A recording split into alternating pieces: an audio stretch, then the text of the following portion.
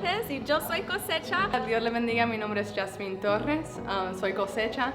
Yo soy José y yo soy Cosecha. I'm Karina y yo soy Cosecha. Les quiero invitar a nuestra conferencia anual Generación Relevo, que sería noviembre 7, 8 y 9. The 7th, 8th, and 9th of November. Del 7 al 9 de noviembre. Generación Relevo.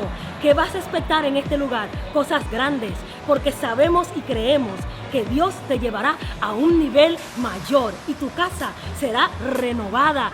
If you're like me, we have calling over our life for the next generation. I think it's time for us to get equipped. We need to get ready. We need to take the baton and take it further than what they've already done. And there's so much more that we can take over and we can do. So we want to see you here with us again, November 7th, 8th, and 9th. I want to invite you guys to Generación Relevo November 7th through the 9th because it's really important for you to know what it is to worship in spirit and truth. Te esperamos aquí, estamos súper emocionados de lo que Dios va a hacer aquí en este lugar. Es una actividad la cual no te puede perder, equipando la nueva generación, una juventud poderosa para la iglesia del futuro. Somos Cosecha, yo soy Cosecha, te espero aquí.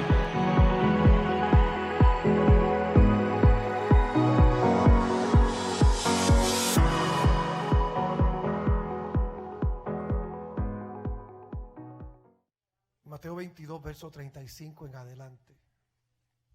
Leemos a la gloria del Padre, del Hijo y del Espíritu Santo.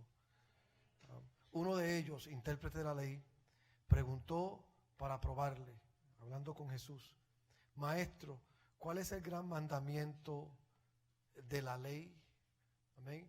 Y Jesús le dijo: amarás al Señor tu Dios con todo tu corazón y con toda tu alma y con toda tu mente. Este es el grande y el primer mandamiento. Y el segundo es semejante a él: amarás a tu prójimo como a ti mismo. De estos dos mandamientos depende toda la ley y los profetas. Yo imagino que usted quiere que Dios le hable, ¿verdad? Pues ahí donde usted está, levante su mano y dígale: Señor, háblame a mí, habla mi vida, habla mi corazón, habla mi mente, habla mi espíritu, habla mi alma. Ministra tu palabra, Señor, en el nombre poderoso de Jesús. Amén. Amén. Pueden sentarse.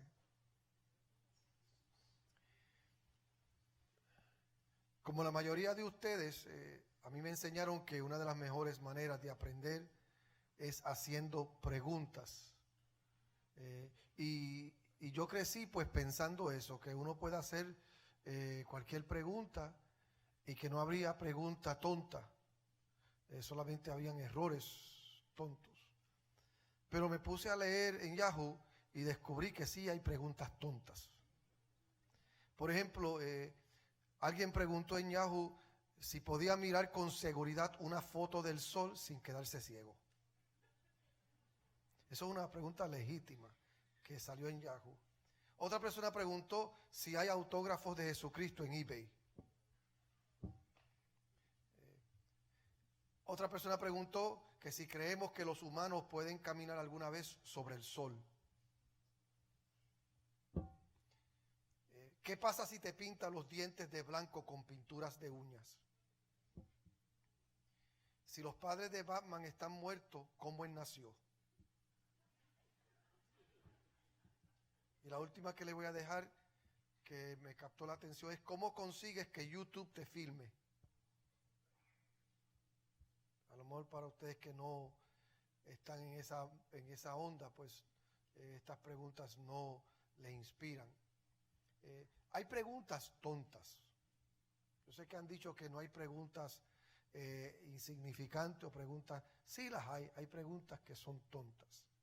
Pero hay una gran pregunta que si usted se la hace honestamente, compensan por cientos de preguntas tontas que pueden estar allá afuera. Y nosotros estamos en una serie que le hemos llamado ¿Qué demonios quiere Dios de mí? Y yo sé que el título del mensaje pues puede ser conflictivo para muchos, pero escucha el mensaje de la semana pasada y entienda lo que le quiero decir con esto. Y estamos respondiendo a lo que creo que es una de las preguntas más grandes que alguien puede hacerse. Y es básicamente: ¿qué quiere Dios de mí? Porque cuando oramos pasamos la mayoría del tiempo diciéndole a Dios lo que queremos de Él. ¿Y cuándo fue la última vez que usted le preguntó a Dios o se detuvo a pensar qué realmente es lo que Dios quiere de mí? Porque la mayor parte del tiempo eso es lo que nosotros hacemos, diciéndole a Dios lo que nosotros queremos, y ocupamos muy poco tiempo pidiéndole a Él o preguntándole a Él qué Él quiere de nosotros. Y la semana pasada le dijimos que lo primero que Dios quiere de nosotros es fe. Porque la Biblia dice, pero sin fe es imposible agradar a Dios. Amén. Y si crees en Dios, no solo en tu cabeza, sino en tu corazón, y depositas tu fe en Él, pues entonces has dado un paso hacia una vida victoriosa. Porque esto no es asunto solamente de lo que crees aquí, es de lo que crees aquí, de lo que crees aquí, de lo que crees aquí. Pues entonces, ahora obviamente si llegamos a la conclusión que Dios quiere que le creamos, y la semana pasada le explicamos qué significa creer en Dios, pues el próximo paso es que tenemos que aprender a amar a Dios, porque Dios dice que yo quiero de ti, ámame. Dios quiere que tú lo ames con todo el corazón. Ahora, obviamente no vas a amar a Dios hasta que creas en Él. Pero este mundo me preocupa de que esté lleno de personas que creen en Dios, pero que no lo aman. Eso a mí me preocupa, de que tengamos un mundo lleno de gente que dicen que creen en Dios, saben que Dios existe, pero que no lo aman. Tienen una fe de asentamiento mental, pero no tienen una fe completa. Y una fe completa es una fe que se extiende más allá de esto, que viene aquí y te lleva a un lugar donde amas a Dios con todo lo que tú tienes. De hecho, esa es la problemática de los demonios. La Biblia dice que los demonios creen y tiemblan. Ellos saben que Dios existe, ellos saben que Dios es real, pero no pasan de esa experiencia o no pueden pasar de esa experiencia. Tú y yo podemos superar la experiencia de una fe primitiva o una fe de principiante, y podemos movernos a una fe de una persona que puede avanzar al propósito de Dios. Lo más importante que Dios quiere de nosotros después de nuestra fe es el amor. Y lo sé porque Jesús, el Hijo de Dios, nos dice esto en el capítulo que yo le leí, los versículos que yo le leí. Para aquellos de ustedes que tal vez no sepan mucho de la Biblia o de los evangelios, Jesús tenía un grupo de antagonistas que lo odiaban. Jesús tenía sus enemigos y había 3 grupos específicos: los fariseos, los saduceos y los herodianos. Cada uno de ellos tenía una agenda personal. Cada uno de ellos tenía una forma de ellos ver a Dios y de ellos acercarse a Dios. Y una de las cosas que ellos siempre intentaban hacer era atrapar a Jesús haciéndole ciertas preguntas. Y ellos se frustraban cada vez que le hacían preguntas a Jesús, porque Jesús contestaba su pregunta superando las expectativas de ellos. Y Jesús tenía una respuesta, no solo era la respuesta correcta, sino que era la respuesta que cerraba la boca de ellos. Y ya ellos le habían hecho varias preguntas a Cristo sobre los impuestos, si se le debía pagar a César o no. Y Cristo le contestó sabiamente de quién es la inscripción en la moneda. De César, pues dar a César lo que es de César y a Dios lo que es de Dios. Después vinieron otros y le preguntaron a Jesús sobre el matrimonio en el cielo. Este hermano, este hombre, esta mujer se casó con este muchacho. El muchacho murió antes de darle prole. Se casó con el otro hermano. El otro se murió sin darle prole. Ella se casó con varios de ellos. Y al fin del día, porque para ese entonces la costumbre era que si una mujer se casaba con un hombre y no tenía descendiente de ese hombre, pues entonces el próximo familiar en línea tenía que impregnarla. Y ellos, cuando de Jesús, le dicen a Jesús de quién ella va a ser esposa cuando llegue al cielo. Y Jesús, pues nuevamente, sabiamente le dice a ellos que en el cielo ni se casan ni se dan en casamiento. Básicamente Cristo le dijo a ellos: en serio. Eso fue lo que Cristo le dijo: en serio, cuando ustedes piensan en el cielo, eso es lo que ustedes piensan. Básicamente eso fue lo que Cristo les dijo a ellos. Al escuchar que Jesús había silenciado a los saduceos, los fariseos se reunieron. Y por eso el verso 34, mire cómo dice: uno de ellos, experto en la ley, le tendió una trampa con esta pregunta. Jesús acaba de cerrar la boca a los saduceos con su pregunta, y ahora los fariseos se unieron para formular una pregunta. Antes de leer la pregunta, es bueno pensar que si leemos la pregunta de verdad, suena como una pregunta honesta, excepto que nos dice que la razón por la cual ellos hicieron la pregunta fue para probar a Jesús. Este abogado no quiere que Jesús le enseñe, él lo que quiere es atrapar a Jesús. ¿Por qué le digo esto? Porque a Dios no le preocupa y no le ofende tus dudas. A Dios no le preocupa y no le ofende tus temores. A Dios no le preocupa y le ofende tus preocupaciones. A Él lo que le preocupa es la intención detrás de lo que te aflige a ti. Si tú vienes a Él para ver si Él sana, porque tú quieres que Él te sane y tú crees que Él puede sanar, pues Él puede sanarte. Pero si tú vienes a Él para que Él te sane, para que si no pasa lo que tú quieres, tú decir, viste, Dios no existe, Dios no es real, pues eso es problemático. Y esta gente no vinieron a Jesús con sus flaquezas para que Cristo le ayudara a superar sus flaquezas. Ellos vinieron a Jesús con sus flaquezas para tentar a Jesús con ellas. Y la Biblia dice que ellos hicieron esta pregunta. El verso 36 dice, Maestro, ¿cuál es el mandamiento más importante de la ley? Maestro, ¿cuál es el mandamiento más importante de la ley? En la superficie parece una gran pregunta, porque nos ayuda incluso a responder la pregunta, ¿qué demonios quiere Dios de mí? Porque alguna vez usted se ha sentido tan frustrado que usted dice, pero Dios mío, ¿qué más tú quieres? No me diga que ese he sido yo. No me diga que yo soy el único que he llegado ante Dios. Esta gran pregunta se la hizo Jesús en la cruz del Calvario al Padre.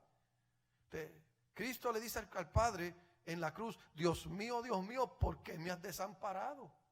¿Sabe lo que Cristo está diciendo en la cruz del Calvario? Dejé mi trono.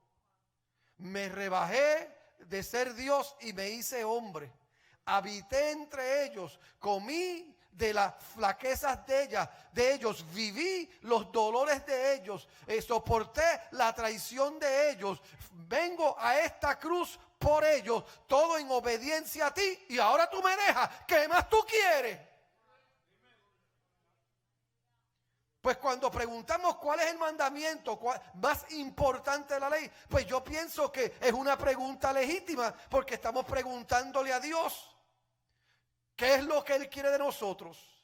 Ahora, esto es una pregunta cargada, es una pregunta complicada cuando se la hacen a Cristo, y yo quiero ponerla en contexto, porque los fariseos habían contado hasta 613 leyes en lo que se conocía como la ley, los 5 libros del Antiguo Testamento. Ellos tenían 613 leyes que componían la ley, lo que ellos tenían que acatarse a ellos. Había 247 leyes afirmativas, una para cada parte del cuerpo humano, como ellos lo conocían. Y tenían 365 leyes negativas, una para cada día del año. Esta gente no se le había escapado ni una.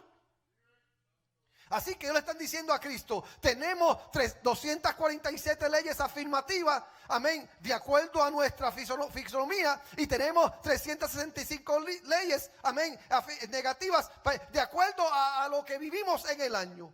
¿Cuál de ellas es la más importante?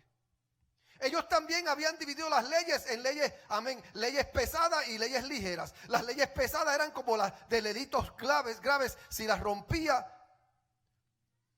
eran leyes de muerte. Y tenían leyes ligeras, que eran las leyes de delitos menores, mentiras blancas, mentiras negras, pecados blancos, pecados negros. Así ellos lo habían dividido.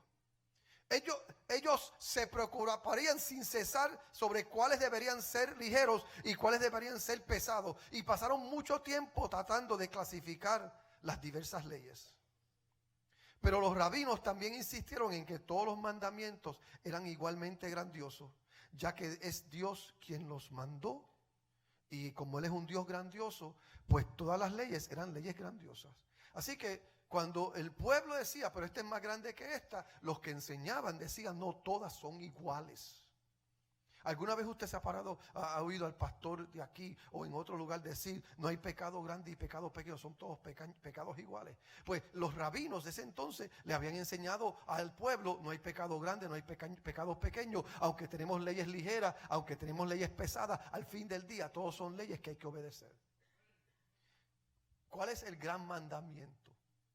Ellos creen que tenían a Jesús atrapado porque no importa que él eligiera, entonces ellos le dirían a él, entonces las demás leyes son ilegítimas. Porque si esta es la más importante, después que guardemos esta, las demás no importa. Entonces, ¿cómo Jesús elige? ¿Cómo Jesús responde? Esto es complicado. Es una pregunta bastante, como le digo, una pregunta bastante cargada. Pero Cristo, ni corto ni perezoso, cuando le hacen la pregunta, Él responde así. Es como, fue una reacción inmediata. Y a mí esto me impresionó. Cómo Jesús le responde inmediatamente a ellos. Y Cristo responde diciéndole a ellos, en Mateo 22:37, amarás al Señor tu Dios con todo tu corazón, con todo tu ser y con toda tu mente. Estoy seguro que los fariseos, los saduceos y toda la multitud se sorprendieron cuando Jesús respondió de inmediato a la pregunta. Y no tuvo que pensar al respecto y no tuvo que luchar con eso. Lo que puede sorprenderle es que el Nuevo Testamento está lleno de referencias al amor de Dios por nosotros, pero hay muy pocas referencias sobre el amor de nosotros hacia Dios. Así que esto es impresionante en que Cristo les dice a ellos y les cita a ellos. Ahora, yo entiendo algo, que lo que Cristo está diciéndole aquí a ellos es que si van a empezar a guardar la ley, si van a empezar a cumplir con Dios, porque de esto es lo que están tratando, cómo nosotros cumplimos con Dios. Lo primero que Cristo le dice a ellos es que tienen que empezar a amar a Dios personalmente. Tienen que hacer esto una jornada personal. Porque la única razón por la que nosotros amamos a Dios es porque Él nos amó a nosotros primero. Yo no estoy aquí por lo que yo hago, yo estoy aquí por lo que Él hizo. Él no está aquí en respuesta a lo que yo estoy haciendo, yo estoy aquí en respuesta a lo que Él hizo. Y de eso es que Cristo está hablando. Cristo le está diciendo a ellos, ustedes tienen que empezar a entender a esto, que esto no es asunto de leyes, esto no es asunto de que aquel dijo, este no es asunto de que Dios dijo, este es asunto de que, ¿dónde tú estás con Dios? Y debemos de tener un amor personal por Dios. Y tenga en cuenta que Él no solo dice, ama a Dios, sino que dice, amarás al Señor ¿qué? Dígalo, amarás al Señor ¿qué? Pues Él dice, amarás al Señor tu Dios. Primero que nada, Él es el Señor. Él está hablando del Señor que encontramos en el Antiguo Testamento. Y recuerde esto, este es el Dios personal con un hombre personal que tiene una dirección personal, que quiere una relación personal con el mundo que Él creó personalmente. Este es el Dios que nos amó antes de tú creer en Él, incluso antes de tú conocerlo. Ya Él te amó y Él te está diciendo, yo quiero ser tu Dios. Porque Él no solo quiere ser Dios, Él quiere ser tu Dios. No estamos llamados a amar a un hombre que está arriba. No estamos llamados a amar una deidad que está en el cielo, amén, desconectado de su creación. Estamos llamados a amar a aquel que te creó a ti, que te hizo a imagen y semejanza de Él. Él quiere ser tu Dios. Dios, ¿quién es Él? Él quiere ser tu único Dios. Él quiere ser el Dios tuyo. Y esto es lo que hace el cristianismo que sea tan diferente y tan único a las demás religiones. El cristianismo no es una religión con un Dios impersonal. Escuche esto, es una relación personal con un Dios personal que quiere involucrarse personalmente en tu vida. Porque existe toda la diferencia en el mundo entre llamarlo Dios y llamarlo mi Dios. Una cosa es que tú lo llames a Él Dios y otra cosa es que tú le llames a Él tu Dios. Y cuando yo le dice al Cristo, le dice a Él, ¿cuál es el mandamiento más importante? Cristo le dice, vamos a hacer un alto. Vamos a hacer un alto. Antes de empezar esta conversación, entendamos esto. Que no hay nada más importante en este planeta Tierra de que tú ames a Dios con todo tu corazón, con toda tu mente. Ames a tu Señor. Porque tú puedes venir a la iglesia y si tú no tienes una relación personal con Dios, te quedas vacío. Tú puedes leer toda la Biblia y si tú no tienes una relación con Dios, te quedas vacío. Tú puedes saberte todos los libros de la Biblia y si tú no tienes una relación personal con Dios, te quedas vacío. Tú puedes ser parte del liderazgo de la iglesia y si no tienes una relación personal con Dios, te quedas vacío. Y Él está diciéndote, yo quiero tener una relación personal contigo. Tienes que amarme personalmente, de tú a tú. Alabado sea Dios. ¿Cuántos aman a Dios? Porque cuando tú tienes una relación personal con Dios, pues entonces puedes relacionarte con Él de esa manera. Ahora, Cristo les dice a ellos, tienen que amarme personalmente. Pero también, número 2, deben de amarme apasionadamente. Porque el único amor que Dios quiere y que Dios merece es un amor de todo o nada. El único amor que Dios quiere y que Dios merece es un amor de todo o nada. Mire cómo dice, amén, estos versículos. El 37. Amas al Señor tu Dios con todo tu corazón, con todo tu ser y con toda tu mente. ¿Por qué esto es tan importante que ames a Dios con todo o con nada? Porque no se necesita mucho de una persona para ser creyente. Pero se necesita todo de una persona para ser un creyente apasionado. ¿Me estás escuchando? No se necesita mucho de una persona para ser creyente. Lo que se necesita es que esa persona tenga sentido común. Sí. Para que alguien sea creyente, lo que necesita es sentido común. La Biblia dice, los cielos cuentan la gloria de Dios y el firmamento anuncia la obra de sus manos. Día a día, cada día trae consigo sabiduría. Por eso es que la Biblia dice el necio en su corazón, no hay Dios porque se han corrompido todos sus caminos. ¿Sabes lo que está diciendo la Biblia? Que una persona que está sana, una persona que abre los ojos, una persona con una onza de inteligencia, mira todo lo que existe y todo lo que hay y tiene que llegar a una de dos conclusiones. O esto es un accidente, como muchos quieren enseñar, o esto es producto de algo más de que un accidente. Si tú quieres pensar que tú saliste del mono, ese es tu problema. Yo rehúso aceptar tal bajeza. Si tú insistes en pensar que este planeta Tierra es producto de una explosión cósmica, amén, ese es tu problema. Yo rehúso pensar que yo soy producto de una explosión cósmica. Yo creo que Dios, amén, que está en los cielos, ser inteligente, omnisciente, Él dijo, yo voy a crear al hombre y lo voy a hacer a mi imagen y semejanza. Pues entonces Dios dice, está bien, creíste en mí, te embarcaste en una jornada para relacionarte conmigo personalmente. Y eso es emocionante. Porque embarcar en una jornada de conocer a Dios personalmente es emocionante. Yo no sé usted, yo vengo a la iglesia y yo oigo testimonios como los de Harry. Yo vengo a la iglesia y yo escucho testimonios como la pastora Nancy. Yo estoy aquí y yo conozco mi propio testimonio, lo que Dios ha hecho conmigo. Yo escucho el testimonio del pastor Víctor, yo he ido con él a su país y él me dice, pastor, yo salí de aquí, este era el ambiente que yo me creí. Y yo ver a Víctor, un hombre de negocio ahora próspero, que Dios lo está bendiciendo porque le creyó a Dios. Yo digo, Dios es grande.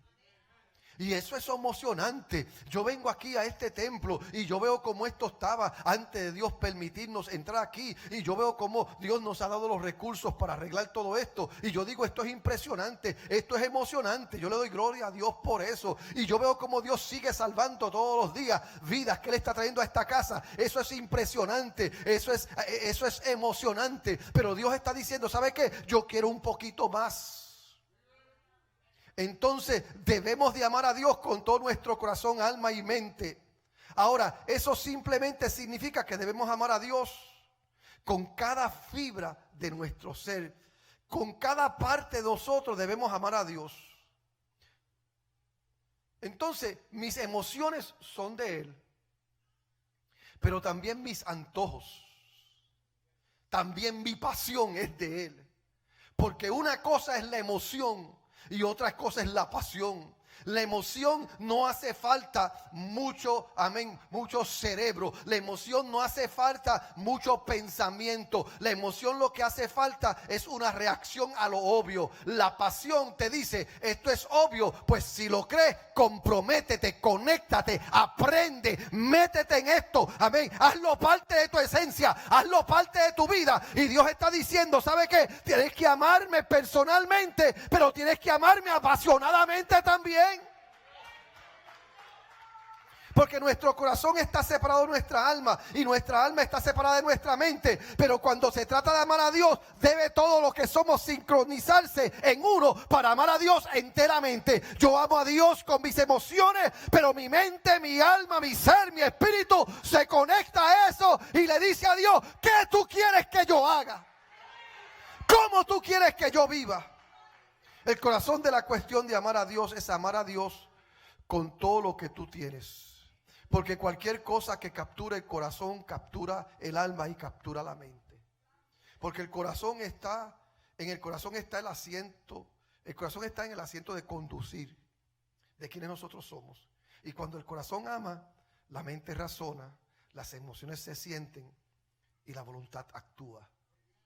Yo lo repito, el corazón está sentado, el asiento de conductor de quienes somos. Y cuando el corazón ama, la mente razona, las emociones se sienten y la voluntad actúa.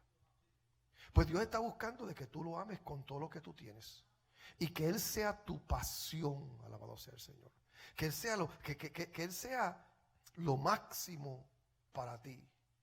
Lo que amas en tu corazón determinará tu comportamiento mucho más de lo que crees en tu cabeza. Y esto es algo un poco conflictivo para mí, que estudio la psiquis humana. Porque yo quisiera pensar que lo que pensamos aquí es mucho más importante que lo que hay aquí. Pero lamentablemente la verdad de nosotros es esta. Que lo que pensamos aquí, la mayor parte del tiempo se sujeta a lo que está aquí. Porque hay cosas que tú sabes, pero hay cosas que tú quieres. Y muchas veces lo que tú sabes no está alineado con lo que tú quieres. Y Dios te está hablando y Dios te está diciendo, si me vas a amar con todo lo que tienes. Porque no importa en lo que me digas que crees, me muestra lo que amas y te diré lo que realmente tú crees. Porque tú me puedes decir, yo sé que Dios es grande. Yo sé que Dios es poderoso y yo creo eso. Pero muéstrame dónde está tu amor. Muéstrame dónde está tu pasión. Y yo te diré lo que realmente tú crees. Es por eso que la única forma en que las personas realmente cambian no es ni siquiera cuando cambian de opinión y la forma en que piensan. Es cuando cambian su corazón y cambian lo que aman. Cuando amas a Dios con todo tu corazón, entonces amarás a Dios con toda tu alma. El alma es donde están nuestras emociones. El alma es lo que sentimos. Por eso es que el número estimado de todo el rango de emociones humanas que tenemos se cree que llega a 400.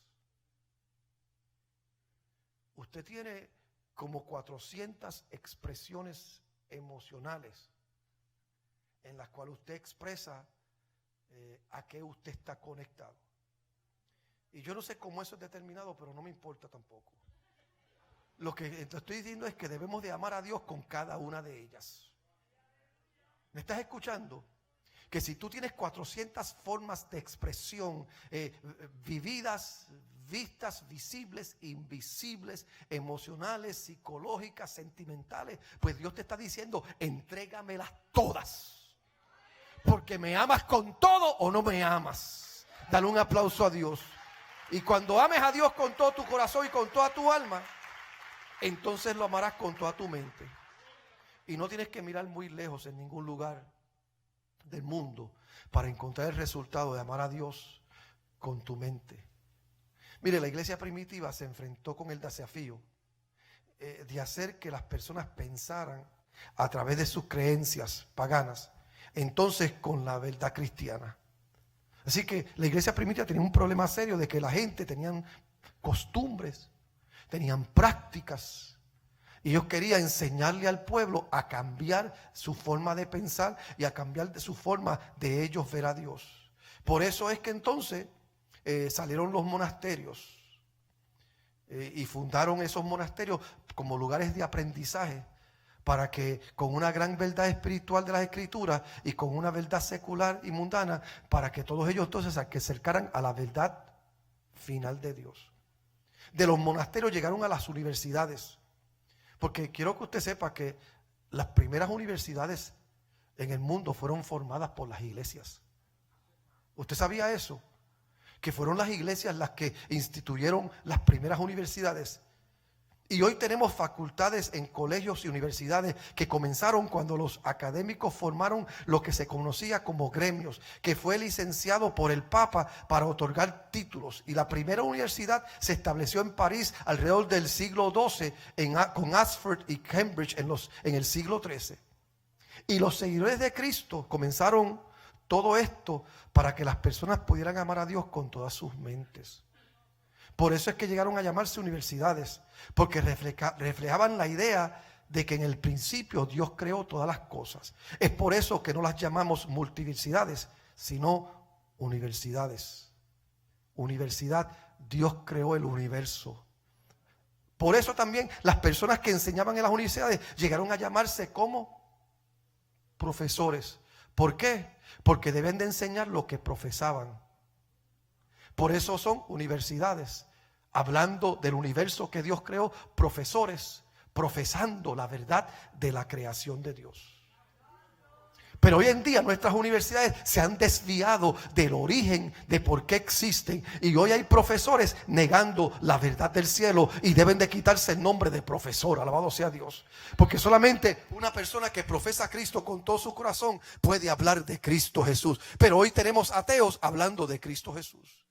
Entonces Dios quiere estar en el centro de quienes somos, para que amemos con todo lo que tenemos y lo que sentimos y lo que pensamos. Debemos entonces amar a Dios personalmente y debemos de amarlo apasionadamente, con todo. Pero no se queda ahí. Debemos de amarlo, lo que yo llamo preeminentemente. Mire cómo Cristo dijo en el verso 38. Este es el primero y el más importante de los mandamientos. Básicamente Cristo dijo, este es el Mount Everest de los mandamientos. Este es el yunque de los mandamientos. En Ecuador está la montaña, ¿cuál es? Este es en Perú, el Machu Picchu de los mandamientos. Búscate el lugar más alto y más grande. Y es como que Cristo está diciendo, este es el más importante de todo. Entonces la pregunta surge, ¿amo a Dios de manera preeminente? ¿Qué es esto? Lo amo ante todo. Lo amo más que mi familia. Lo amo más que mis hijos. Lo amo más que mi esposa, que mi esposo. Lo amo más que el novio, que la novia. Lo amo más que el trabajo. Lo amo más que a mi propia vida. Pues Cristo, ellos le dicen, ¿cuál es el mandamiento principal? ¿Cuál es el más importante? Y Cristo le está diciendo, tienes que conocer a Dios amándolo personalmente. Y tienes que amarlo, amén, apasionadamente. Y esto debe ser primero. Yo me temo que hay gente que ama más las bendiciones que Dios le ha dado que el Dios que le ha dado bendiciones. Hay más gente enamorado de las manos de Dios que del corazón de Dios. Y Dios está buscando un pueblo que dice, ¿sabe qué? Ama lo que yo hago por ti, pero ama más quien yo soy en tu vida. Dale ese aplauso a Dios si lo recibes. Esto es importante porque esto significa que amas a Dios por lo que es para ti y no por lo que Él puede hacer por ti. Hay mucha gente que quieren amar a Dios, pero no quieren ponerlo primero en su vida. Y por eso usted ve que hay mucha gente que aman a Dios personalmente. Y yo me atrevo a decir que hasta viven apasionados por Dios, pero no lo aman personalmente y apasionados por Él, poniéndolo a Él en primer lugar. Porque tú puedes tener más de una pasión en la vida. Tú puedes tener más de un amor en la vida. Si no, ¿se acuerdan de la película Dos mujeres y un camino? Todos los viejos se rieron. Los clásicos. Pues Dios está diciendo, Cristo está diciendo, si me vas a amar, ámame emocionalmente, ámame personalmente, ámame apasionadamente, pero ámame siendo yo primero en tu vida. Yo leía los otros días una carta de una novia que le escribió un novio, y esta novia había dejado su novio, y después le escribe, le dice: mi amor, me arrepiento de haberte dejado. Desde que te dejé no puedo dormir, no puedo comer y no puedo reír. Por favor, vuelve conmigo porque tú eres el amor de mi vida. Respóndeme pronto y dime si quieres volver conmigo, tu amor. Y después le puso abajo: PS, felicidades, supe que te pegaste en la lotería. Así hay mucha gente con Dios. Señor, te amo. Señor, no puedo vivir sin ti. Señor, eres lo más importante en mi vida. Señor, qué grande tú eres, Señor. Y gracias porque tú eres Dios. PS, sáname, Señor. PS, dame un trabajo, dame una novia, dame un novio. Arregla mi problema matrimonial. Arregla mi problema con mis hijos. Y Dios te está diciendo: eso no es amor preeminente. Eso es amor personal posiblemente. Eso es amor apasionado posiblemente. Pero es un amor personal apasionado distorsionado porque no me has puesto en primer lugar. Y Dios está diciendo: necesitas ponerme en primer lugar para que yo sea lo máximo en tu vida. Entonces Cristo les dice a ellos. Ahora Jesús, ya que responde a la pregunta de ellos, en vez de quedarse ahí, Cristo continúa. Es como ahora. Usted pensó que yo terminé de predicar y yo sigo predicando. Y en el verso 29 Jesús le dice: el segundo se parece a este: ama a tu prójimo como a ti mismo. ¿Por qué eso es importante? Porque es importante que tú ames a Dios personalmente. Es importante que tú ames a Dios apasionadamente. Es importante que tú pongas a Dios en primer lugar. Pero ¿cómo sabemos que esa es tu verdad? ¿Cómo sabemos que es la verdad de tu vida? Lo sabemos cuando amas a Dios prácticamente. ¿Y qué eso significa? Tenemos que entender que lo que realmente amar a Dios es, porque el amor es vertical, pero es también horizontal. Yo no puedo decir que tengo esto si no tengo esto. ¿Me estás escuchando?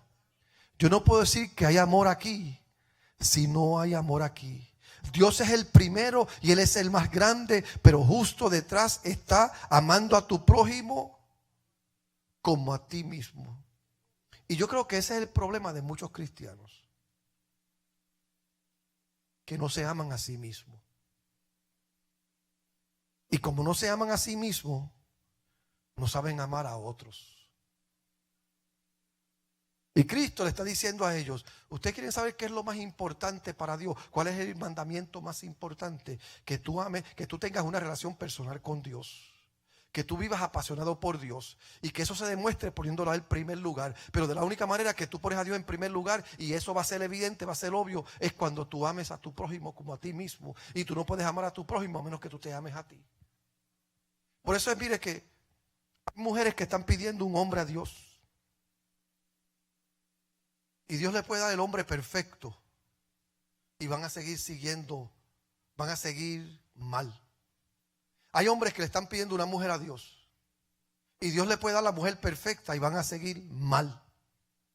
Porque el asunto no es que Dios le dé el hombre a la mujer perfecta.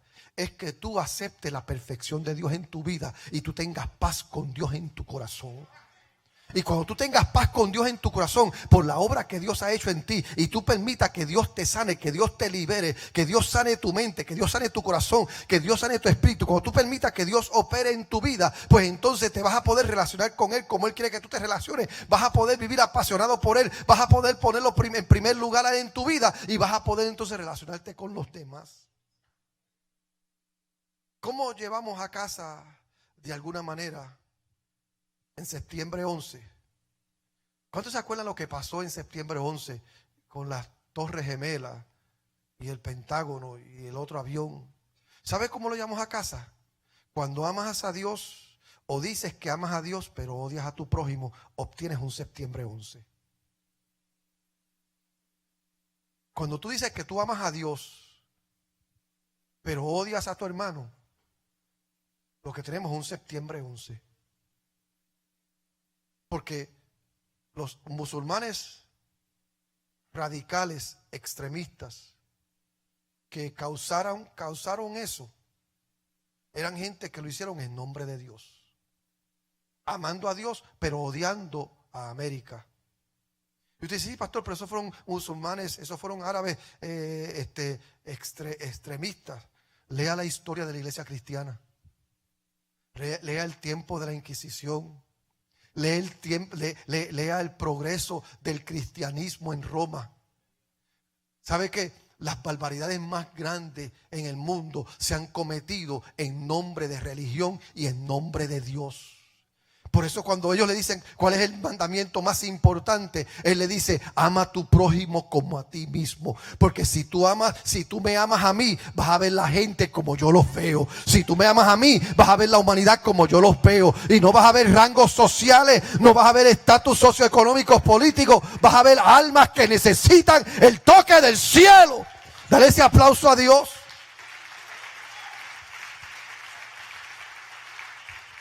Y esto es importantísimo, porque nunca amarás a los demás como ellos necesitan ser amados, hasta que ames a Dios como Dios merece ser amado.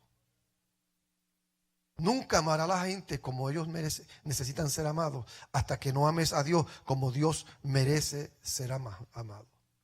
Y por eso Cristo dijo, amarás a tu prójimo como a ti mismo.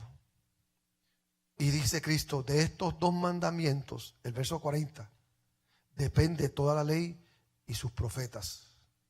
Ahora, esta declaración fue una bomba nuclear teológica. 613 leyes encerraban cómo ellos veían a Dios. Dios el Padre, siendo misericordioso, tomó estas 613 leyes y las puso en 10 mandamientos para facilitarlo. Y Dios Cristo tomó los 10 mandamientos y los encapsuló en 2. Es como Dios desde el principio diciendo, yo quiero tener relación con ustedes. Ustedes tienen 613, las voy a convertir en 10. Ustedes tienen problemas con las 10, las voy a convertir en 2 mandamientos. Recuerde que este fariseo estaba tratando de atrapar a Jesús y estaba tratando de llevarlo a un lugar de debilidad. Si amas a Dios, guardará los primeros 4 de los 10 mandamientos. Y si amas a tu prójimo, guardará los últimos 6 de los 10 mandamientos. Eso fue lo que Cristo les dijo a ellos. Cristo les dijo a ellos, ¿ustedes quieren saber cuál es el más importante de los 10? El primero que les voy a dar, les va a ayudar a guardar 4. El segundo que les voy a dar, les va a ayudar a guardar 10 mandamientos. 6 mandamientos. ¿Qué es lo que Dios quiere de ti? Que lo ames de verdad. Más importante que ser profeta es que lo ames. Más importante que ser apóstol es que lo ames. Más importante que ser pastor es que lo ames. Más importante que seas evangelista es que lo ames. Más importante que seas maestro es que lo ames. La iglesia se ha fascinado con los dones. La iglesia, igual que Corinto, se ha fascinado con las manifestaciones y las expresiones. Y nos hemos fascinado con el ministerio quíntuple en la iglesia. Y yo no tengo problema con los dones.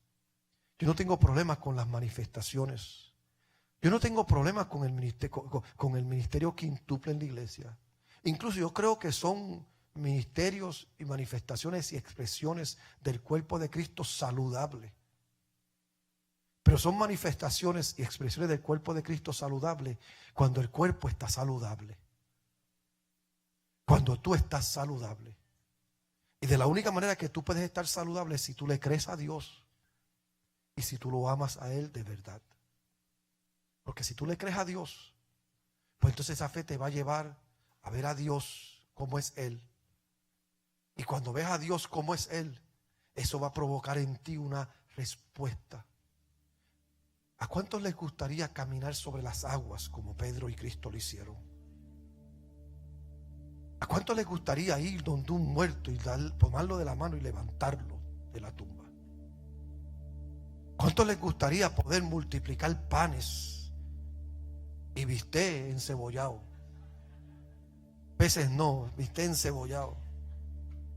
¿Cuántos les gustaría decirle a una tempestad: detente, viento, deja de soplar, lluvia, deja de caer hasta que yo diga? ¿Cuánto les gustaría andar en ese poder?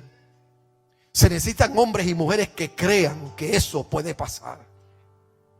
Y después que creas que eso puede pasar, necesitas enamorarte de aquel que lo puede hacer pasar. Pero yo me preocupo de que la gente está más preocupado en lo que Dios puede hacer por ellos que en lo que ellos pueden hacer por Dios. Y Dios está diciendo: lo que yo iba a hacer por usted, ya yo lo hice. Ya yo lo di todo y lo entregué todo. El cielo está a la disposición de nosotros. Por eso es que la Biblia dice que podemos comer cosas mortíferas y no nos van a hacer daño. Por eso es que la Biblia dice que tomaremos en nuestras manos serpientes. Por eso es que la Biblia dice: todo lo puedo en Cristo que me fortalece. Pero es en el Cristo que tú crees, es en el Cristo que tú amas personalmente, que tú amas apasionadamente, es en el Cristo, amén, que tú te comprometes con Él. Es en el Cristo en que tú amas prácticamente. Y esto no depende del que está a tu lado. Esto trata de ti. Estos fariseos, ellos estaban antojados en ver lo que Cristo opinaba, y ellos en números venían donde Él. Y Cristo lo que le está diciendo es: ¿sabes qué? Ven tú primero, voy a tratar contigo primero. Ven tú después, yo voy a tratar contigo después. Así que Dios te está diciendo hoy aquí en esta casa: deja de mirar a tu izquierda y deja de mirar a tu derecha, y empieza a mirar hacia arriba. Porque después que mires hacia arriba y recibas respuesta de arriba, podrás mirar a tu izquierda y podrás mirar a tu derecha. ¿Y sabes lo que va a pasar? Lo que pasó con Cristo. Vas a ver las multitudes como ovejas sin pastor. Y vas a decir: Señor, esto fue algo que yo aprendí de mi pastor. Yo me acuerdo cuando yo empezaba en la iglesia mi jornada de liderazgo. A mí la gente me frustraba, porque yo veía lo malagradecidos que eran con el pastor. Yo veía la falta de compromiso en la iglesia. Y a veces los que más problemas daban eran los que menos cooperaban en la iglesia en todo. Y a mí eso me molestaba. Y yo me acuerdo una vez que el pastor se fue de vacaciones y me dejó a mí a cargo de la iglesia. Era la primera vez que él me dejaba a mí a cargo. Se fue por 2 semanas. Y como yo era el copastor, Agustín se va a quedar aquí, y en estas 2 semanas Agustín es el pastor de la iglesia. Y yo dije: ahora sí que esta gente yo les voy a enseñar. Y me acuerdo que hubo un problema en la iglesia nuestra estaba en un 2º piso. Y hubo un problema en la iglesia de 2 hermanos de la iglesia, 2 servidores, diáconos. Y los 2 diáconos se enredaron a los puños en la parte de abajo de la iglesia. Y uno de los líderes vino a buscarme: Pastor Agustín, fulano y fulano están enredados a los puños allá abajo.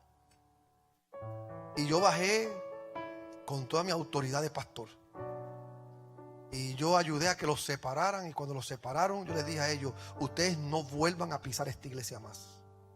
Mientras yo sea el pastor de esta iglesia, ustedes no son bienvenidos. Y si ustedes vienen aquí de nuevo, les llamo la policía y los mando a meter presos por traspaso. Y los boté de la iglesia. Y por 2 semanas no fueron a la iglesia porque yo los amenacé con policía. La familia de ellos también se quedaron en las casas. Y cuando el pastor regresa y yo le doy el informe al pastor, y el pastor me dice: ¿cómo está? El pastor, todo está en orden. Todo está en orden, pastor. Y él me dice: sí, ¿y qué pasó con la familia tal y la familia tal? Y el pastor, son unos irrespetuosos. Le faltaron el respeto a la casa de Dios, le faltaron el respeto a usted, me faltaron el respeto a mí, y yo los boté de la iglesia. Así que usted haga con ellos como usted quiera. Y el pastor mío me miró y me dijo: Agustín, ¿cuánto te falta para ser pastor? Y yo dije: pero pastor, es que la casa de Dios se respeta. Y mi pastor, pues casi llorando, me dijo: Agustín, tú no sabes que fulano de tal que tú votaste tiene 4 hijos adolescentes. Y esos 4 hijos han dejado de venir a la iglesia porque su papá no viene a la iglesia ahora y su mamá tampoco está viendo a la iglesia. El otro tiene 7 hijos.